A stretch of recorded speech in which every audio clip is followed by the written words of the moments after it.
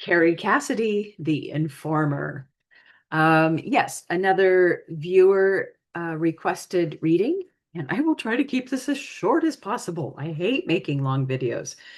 Okay, so right off the bat, if someone's questioning Kerry Cassidy, I'm sure they're asking, is her information truthful or not? Well, that was what I first started my first part of the questioning process. And when I was checking in, now I remember Carrie, I haven't listened to Carrie Cassidy in years. Like the last time I listened to her or tried to listen to her was around 2012, right? 2011. You know, she was doing lots of interviews and lots of information. And excuse me, when I was in the checking in process, that's what I was thinking of. And I was remembering those interviews and old information, and I kind of kept getting, oh, mostly that information was false, was not all accurate. And I was like, oh shit, I really didn't think that about Carrie Cassidy. Excuse me. But then I was like, oh, that's a long time ago. Let me see what else Carrie has going on. And I didn't realize, sorry, this is going to be a little confusing. But what I did get from a long time ago, didn't, what I got was many of the people that she interviewed a while back, and maybe even some now, um, were not fully truthful, were a little bit on the deceiving side. And so her information was, she was getting that from them. So it was a little off. But what I did get was that her source, didn't she have a source that was in jail? And I got that his information was truthful. So that string of information that Carrie talks about, and I think she still talks to him, is truthful. Okay. But then I went and I was like, okay, what is Carrie Cassidy doing now? And I saw that she has a Substack page. And I started reading an article and it was hitting me. Oh, yes, yes, yes, this is truthful. And it was the article on the return of Enki or the Anunnaki having a underground civilization and that they're ready to return and there's places in Israel. I don't know.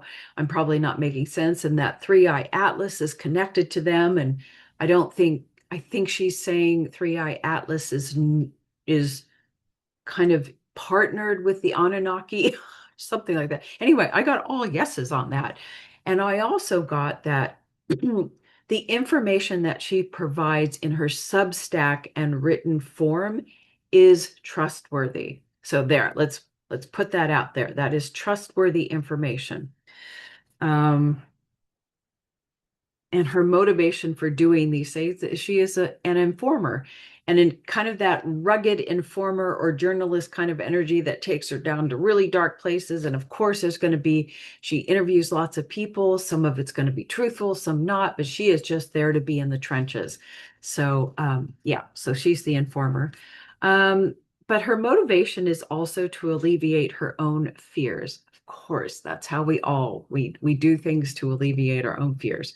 I mean, it's what provides our deepest fears is underneath that is really our purpose. Our Yeah, it's a gold mine for us. So it's not an insult to say that. It's really a good thing. Let's see. She is not a deceiver. I definitely got that. However, some of her viewpoints she sees through very dark colored glasses. Ding, ding, ding. And everything I'm saying here, what I got earlier, is backed up by the hexagrams that I got. She sees things from a very dark, maybe perhaps pessimistic perspective. Okay. That may color some of her interpretations or informations, but overall, not a deceiver. Okay. So when I first tuned into her, of course, this image is going to resonate with everyone who knows Carrie. I saw a dog with a bone. Like she gets something she's not going to like. She's like, oh, right. But then another image came through, and I saw a little girl carrying a teddy bear and pulling behind her a little red wagon. The wagon was empty, but the girl was kind of, oh, like heavy, like I'm carrying a heavy load, even though the wagon is empty.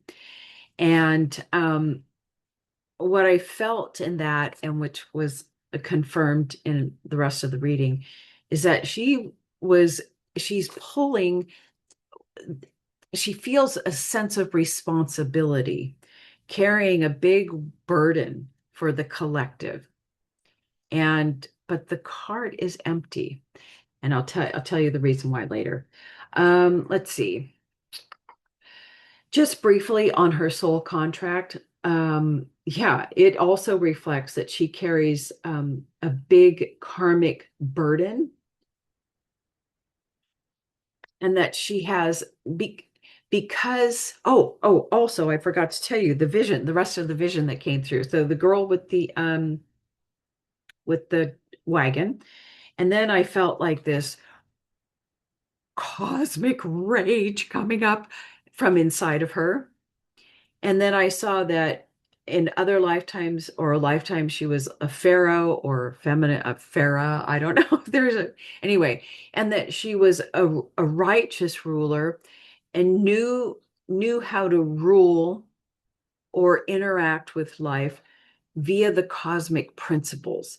And that what is happening on Earth right now has enraged her. I mean, we all feel that cosmic rage if we know, if we have a sense, if we're in touch with cosmic harmony, we know how this feels like just total injustice and wrong, and have that rage. So I felt that rage inside of her. And so she has this deep understanding of how life and universes and humanity is supposed to function within the cosmos, and that's her karma.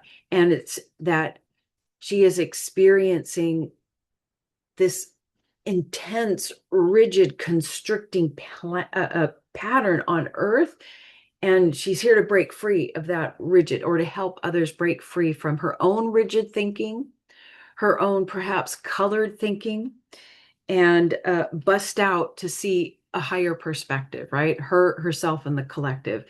And outwardly, um, she's very similar to that Gary Knoll energy. Boy, she feels really uncomfortable on Earth, and she presents externally how others see her as a little bit of a misfit, a little weird. She feels weird. Physically, this place is too much for her. It just feels awkward.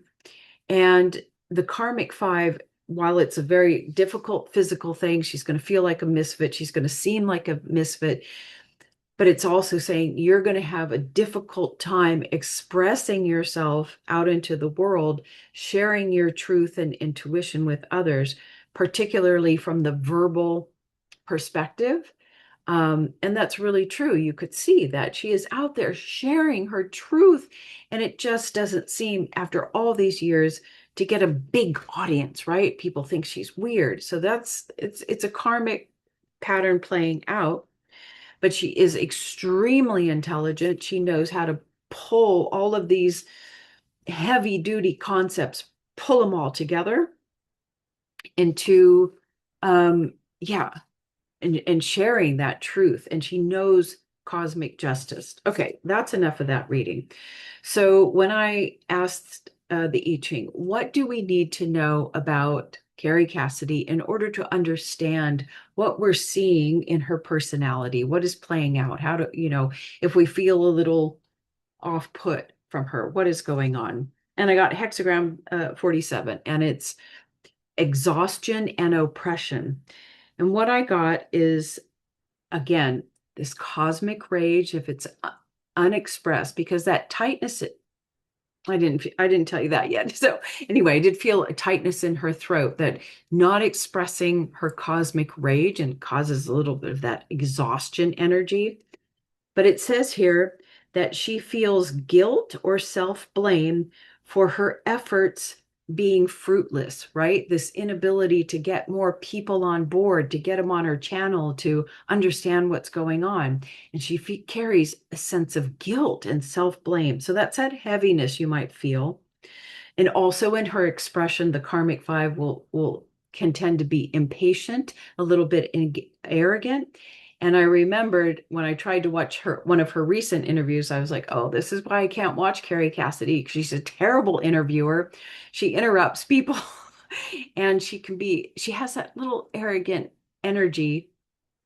Yeah, just it can be a little off-putting sometimes. Um, yeah, so she feels self-blame for her efforts not being recognized by a lot more people. And this confirms what I saw in the image. She has taken personal responsibility for what's going on in the planet when the cosmos has not put that on her, but she has taking it on personally. In Gene Key's terms, it means that she has inherited ancestral anguish. I absolutely feel that. And yeah, I already said this, what she focuses on for herself and also for humanity is our deepest, darkest fears, our fears of being controlled and not in control of our own reality. Somebody else is in control. Our survival. So she is really carrying this on. She has decided personally, I'm going to carry this guilt and I'm going to try to do something about it. It's a heavy, heavy burden. But it says she can be a little dogmatic in her presentation. We know that. I already told you her Substack information can be trusted. Her views, I don't know why I asked this. Her views on 107 are correct. Yes. When I tune into her uh, chakras, just to get a general feel, for the base chakra, I got a warm chocolate cupcake and I heard friend to earth, which will make sense in just a second. Anyway, pretty grounded and is working on behalf of humanity and Earth. Um, Sacral area, I got bit into a bitter green, like, oh, bitter. And of course, we could see that some of her interpersonal intimacy skills are a little bitter, a little hard to take sometimes. No problem. We're not all great at relating. Anyway, solar plexus. I saw a hula hoop and I was like, hula hoop, what does this mean? But it means that she is self-contained, self-empowered. It's kind of like that divine energy that she is capitalized on in her own body and frequency. It's beautiful, and that's her outward expression. It's beautiful. Her heart, while I saw green astroturf, so it wasn't like soft grass. It was little scratchy. I would be a little scratchy too, and I am when you feel this kind of cosmic rage for what's going on the planet, right? Your heart just gets a little bit hardened and scratchy. Her throat, self-expression, is I first saw a circus, and then I felt tightness and a struggle, and I really thought that, well, first of all, circus. Um, this quote unquote spiritual meaning of the circus is the ability to navigate through chaos. And that's absolutely, we can see that she could take all these moving parts, chaotic parts, and put them all together and navigate through that and express it to you. However, I also felt that there's a circus in here in regards to the style of communication. Very clear in written form, but in verbal form, there's a tightness, a struggle, trying to hold back, be patient, and it's a struggle for her. So that's what I felt. Yes, and I asked, is writing where Kerry shines? Yes. Her greatest gift to humanity is hexagram 33, and it's all about taking on the self-blame and guilt. But in Gene Keys 33, it really states her gift that she has taken on this or understands these ancestral karmic patterns, these mythic patterns, and she is taking this chaotic energy play that's playing out and sharing it, expressing these patterns into the world so that others can see this and remove their own self-guilt and self-blame because probably before you woke up you were like, and myself, what is wrong with me? I cannot make it on this planet. This earth feels wrong. There's something wrong with me. No, She's taken on that burden and is going to show you it is not your fault. You know, in her own quirky way, she is letting you know, release your own guilt and self-blame. There are other factors going on that are making you feel this way. Okay. And also, she's revealing hidden secrets that help us to see things more objectively. So this is her greatest contribution to humanity. She is a pure human soul, which is why she is a friend to Earth. And that, you know, dark chocolate cupcake means she's earthbound and a friend to Earth. Yeah, she's a pure human soul who carries the collective guilt and is working on behalf of Earth and humanity. And her purpose is to communicate truth to people. Ding, ding, ding. That's what I got. You know, as far as the information that she shares, if I don't have specific questions, I can't really answer whether she's right on target or not. Um, yeah, but I think overall, there's no conscious deceit. You know, she's a little quirky, but overall, doing the best that she can with with a heart that is you know just broken about what's going on Earth. So just trying to share truths how she sees it. Okay, all for now. Bye.